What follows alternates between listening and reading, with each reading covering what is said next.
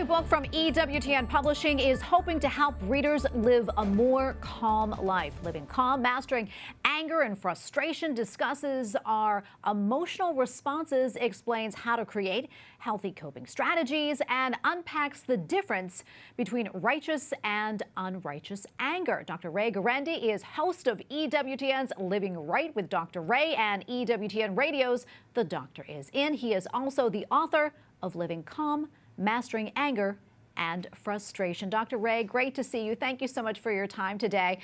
Tell us a little bit more about your book and also why you decided to write it. What inspired you? Most people don't go to confession, or they don't feel bad because they punched somebody. They feel bad because of what they said. And what they said is generally provoked by their internal emotional state: anger, agitation, frustration, irritation. And that's why I wrote the book. You calm that stuff down, you're a lot nicer person. Oh, for sure. I know you opened the book discussing the recent shift in the language from phrases such as he has a short fuse to, well, he struggles with anger management issues. Talk to us a little bit more about this and why that shift is so significant. We have over-psychologized our language. We basically have termed everything in the words of some kind of psychological process. Tracy, as you do that, you reduce personal responsibility. You complicate the whole picture. Rather than saying, I did that was wrong, that was my fault, I have anger management issues. Yeah, that's true. I mean, you know, we do have to take responsibility for things in our life. In your book, you really dive into that anger. I'm curious, Dr. Ray, why did you choose that emotion to hone in on? It can be the most destructive, Tracy. It can be the one that hurts people the most. It can be the one that evokes the most guilt. Few people, after getting angry, say, you know, I feel so much better now. I vented. I told them what was on my mind. No, they generally feel bad about acting and talking the way they did. 90% of all the nasty stuff I have done in my life came on the heels of being angry or agitated. People think that anger is an emotion. That's part of it, Tracy. But part of it is it's a thought. You have to explore, what am I thinking that is provoking this emotional state? Yeah, and you know, jumping off of that, Dr. Ray, I mean, what are some of the strategies that maybe, you know, we can employ when we're feeling angry or frustrated? One of the first things to do is to not speak under emotion. If you can hold yourself for 10 seconds, physiologically, you will calm enough to get control. I use this example. Somebody says to me, can't help it. Can't help it. I had to say what I had to say.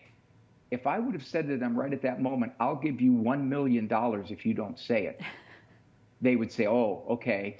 Well, how about 10,000? How about 1,000?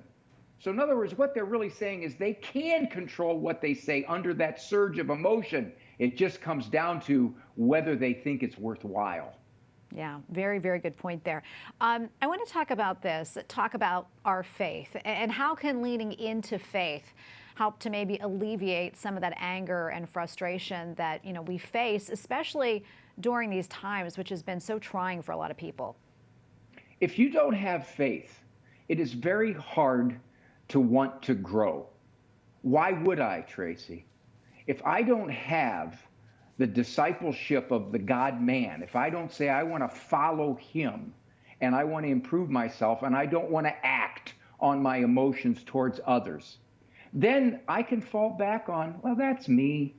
You know, I had a right to do that. Most people in that situation would do that, wouldn't they? I didn't say anything that anybody else wouldn't say. What tends to happen is, without the desire to improve for our Lord's sake, it's easy to stay exactly as you are. And research says that. Personality can be very stable if you let it. Dr. Ray, we have maybe 30 seconds left, but before I let you go, what are maybe some of the takeaways that you hope readers will gain from reading your book, and any tips for folks? I think they'll understand how to think about thinking, how to get into their own head and say, How am I interpreting this situation? How am I taking everything personal?